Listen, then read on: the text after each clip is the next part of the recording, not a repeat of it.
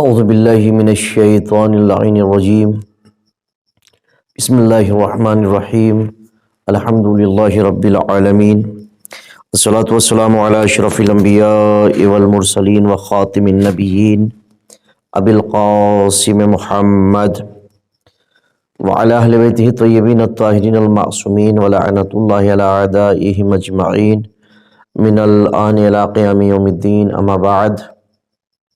محترم ناظرین، السلام علیکم ورحمۃ اللہ وبرکاتہ۔ ایک بار پھر آپ حضرات کی خدمت میں حقوق اولاد اور ارشادات اہل بیت اطہار علیہم السلام لے کر حاضر ہوا ہوں۔ محترم ناظرین، ہماری جو گفتگو ابھی ہو رہی تھی، جو اس سے قبل ہوئی ہے ایپیسوڈز میں، جس میں تنبیہ کے حوالے سے اور اس کے بعد پھر لکھنے پڑھنے کے حوالے سے ہم نے گفتگو کری تھی، جو گزشتہ ہماری کلپ تھی اس میں ہم نے گزشتہ ایپیسوڈ میں تعلیم کے حوالے سے گفتگو کری تھی۔ اب اس کے علاوہ ایک چیز اور آتی ہے، وہ ہے بچوں کو پولیس اور فوجی تربیت دینا اور بچوں کو تیراکی اور تیر اندازی سکھانا۔ یہ دو اہم دفاعی مہارتیں ہیں کہ جن کے بارے میں اسلامی روایات میں بہت زیادہ تاکید کی گئی ہے۔ تیراکی جنگی فن کے علاوہ کلی طور پر ایک بدنی ورزش بھی ہے۔ پھرتی، تیزی، فرحت اور اعضاء کی فعالیت خدمت گزاری کا سرمایہ ہے، اور پانی میں کام کرنے میں ایک کردار ادا کرتا ہے۔ اس طرح تیر اندازی بھی جنگ و دفاع کے مسائل میں ایک اہم اور بنیادی مسئلہ شمار ہوتا ہے، اور یہ سب پر واضح ہے کہ جنگ دشمن کے مقابلے میں جنگی ہتھیاروں کے استعمال کے علاوہ کوئی دوسری چیز نہیں ہے۔ ایک روز جناب رسول خدا نے ابو رافع وہ ہیں جنہوں نے ارادہ کیا تھا کہ میں کل دولت راہ خدا میں خرچ کر دوں، تو ابو رافع سے رسول خدا صلی اللہ علیہ وآلہ وسلم نے ارشاد فرمایا کہ اے ابو رافع، جب تم فقیر اور محتاج ہوگے تب تم کیا کرو گے؟ ابو رافع نے عرض کیا، یا رسول اللہ، کیا میں انفاق میں سبقت حاصل نہ کروں اور اپنی آخرت کے لیے پیشگی کوئی چیز نہ بھیجوں؟ کتنی اہم بات ہے۔ نہیں، ہمیں ایک درس بھی مل رہا ہے کہ اپنی آخرت کی فکر انسان کو ہمہ وقت کرتے رہنا چاہیے، اور آخرت کی فکر مندی بہت ضروری ہے، اور آخرت کے لیے پیشگی انسان کو چاہیے کہ کچھ بھیجے، تاکہ آخرت کی جو منزلیں ہیں اس کو طے کرنے میں دشواریاں نہ ہوں۔ برزخ اور اس کے بعد تمام چیزیں، مراحل آتے ہیں عزیزان محترم۔ تو یہ صحابہ کرام ہیں جو اس طریقے سے گفتگو کر رہے ہیں اور اس طریقے سے عمل کرتے تھے۔ کاش کہ پروردگار عالم ہمیں بھی توفیق دے، اور کاش کہ ہم بھی اسی طریقے سے عمل کریں جس طرح سے صحابہ کرتے تھے اور اہل بیت اطہار اور ان کے چاہنے والوں نے کیا ہے۔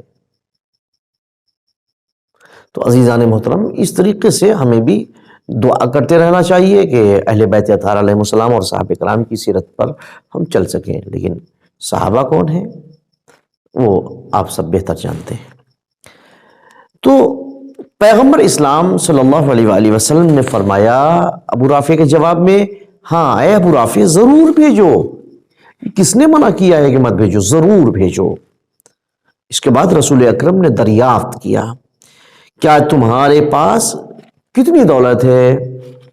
ابو رافع نے بتایا کہ 40,000، اور میں کل راہ خدا میں دے دوں گا، یعنی میرے پاس 40,000 موجود ہیں، دینار اور درہم جو بھی ہے، اور وہ میں کل راہ خدا میں دے دوں گا۔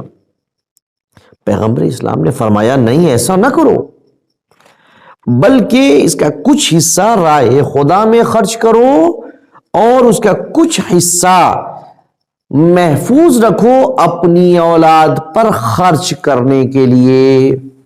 یعنی ایک مسئلہ بھی یہاں پہ حل کر دیا کہ بعض والدین سوچتے ہیں کہ اگر بہت زیادہ وہ عبادت گزار ہو گئے تو اب جو کچھ بھی ہے وہ راہ خدا میں چلا جائے، بچوں کے لیے نہیں۔ پیغمبر نے ایک چیز واضح کر دی کہ ایک حصہ آپ راہ خدا میں صرف کریں اور ایک حصہ اپنے اولاد پر خرچ کریں۔ تو فرمایا کہ جب ابو رافع نے پوچھا کہ یا حضرت یا رسول اللہ، میری جان آپ پر قربان ہو جائے، میرے ماں باپ آپ پر فدا ہوں، کیا جس طرح ہم ان پر حق رکھتے ہیں یعنی اولاد پر، وہ بھی ہم پر حق رکھتے ہیں، یعنی ہماری اولاد بھی حق رکھتی ہے؟ رسول اکرم صلی اللہ علیہ وآلہ وسلم نے فرمایا بچے کا حق باپ پر یہ ہے کہ باپ اس کو خدا کی کتاب سے واقف کرائے، پڑھائے، تیر اندازی اور تیراکی سکھائے، یہ باپ کے اوپر واجب ہے۔ اور عزیزان محترم، یہاں پر آپ غور کریں مسئلے پہ کہ جہاں کہیں بھی تعلیم کے حوالے سے گفتگو ہوئی ہے وہ باپ سے گفتگو ہوئی ہے، اور باپ کے اوپر یہ ذمہ داری، باپ کے اوپر یہ ذمہ داری۔ لیکن آج کا ماحول یہ کہ ساری ذمہ داری ماں کے اوپر عائد کر دی جاتی ہے۔ صرف ماں کی ذمہ داری نہیں ہے، اہم ذمہ داری باپ کی ہوتی ہے، جو کہ پیغمبر اکرم اور ائمہ کرام علیہ السلام نے اپنی احادیث میں بیان کیا ہے، صحابہ کرام سے بیان کیا، جب بھی کسی نے پوچھا ہے تاکید کی ہے کہ یہ باپ کی ذمہ داری ہے۔ حضرت علی نے مرسل اعظم سے اس طرح روایت کیا، آپ نے فرمایا اپنی اولاد کو تیر اندازی اور تیراکی سکھاؤ۔ اسی طرح جناب جابر پیغمبر اکرم سے روایت کرتے ہیں کہ حضور نے فرمایا اپنے بچوں کو تیر اندازی کی تعلیم دو کہ یہ عمل دشمن کو سرکوب کرنے والا اور تمہیں ان کے اوپر کامیاب کرنے والا ہے۔ عزیزان محترم، ان روایات سے ہمیں جو نتائج ملتے ہیں وہ یہ ہے کہ تیر اندازی وغیرہ سکھانا بھی بہت ضروری ہے، تیراکی سکھانا بھی بہت ضروری ہے۔ البتہ آج کے دور میں تیر اندازی کا اب دور نہیں ہے اور اس کے زمانہ نہیں بچا ہے، تو لہٰذا اس کو ہم الگ کر دے رہے ہیں، لیکن تیراکی آج بھی بہتر ہے اور ہمیشہ کے لیے کہ تیراکی انسان کو سیکھنا چاہیے، یا ایسی وہ چیزیں جو انسان کی زندگی میں اور ملک کی سلامتی میں کام آنے والی ہیں، خود اس انسان اور اس کے ملک اور اس کے خاندان کی سلامتی کے لیے، تو اس کے لیے انسان کو کوشش کرنا چاہیے کہ وہ چیزیں حاصل کرے اور اپنے آپ کو آمادہ رکھے کہ پھر چاہے وہ کسی پر بھی مصیبت آئے، چاہے وہ اپنے اوپر آئے، اپنے گھر والوں کے اوپر آئے، محلے کے اوپر آئے، بستی کے اوپر آئے، شہر کے اوپر آئے یا ملک کے اوپر آئے، تو پھر بلا دریغ وہ کھڑا ہو جائے کہ نہیں، چونکہ یہ سیرت اہل بیت اطہار علیہ السلام ہے کہ اپنے ملک کی حفاظت کرنا ہے۔ تو عزیزان محترم، یہ ہر مومن کا فریضہ ہے، حب الوطن نصف الایمان۔ تو عزیزان محترم، یہ اہم چیز ہے۔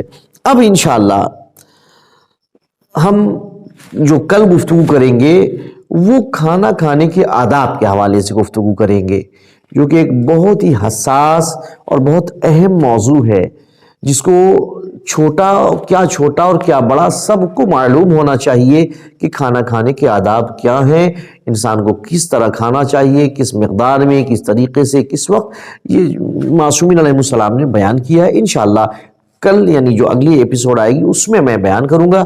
جب تک کے لیے میں آپ سے اجازت چاہتا ہوں۔ خدا حافظ، وآخر دعوانا الحمدللہ رب العالمین۔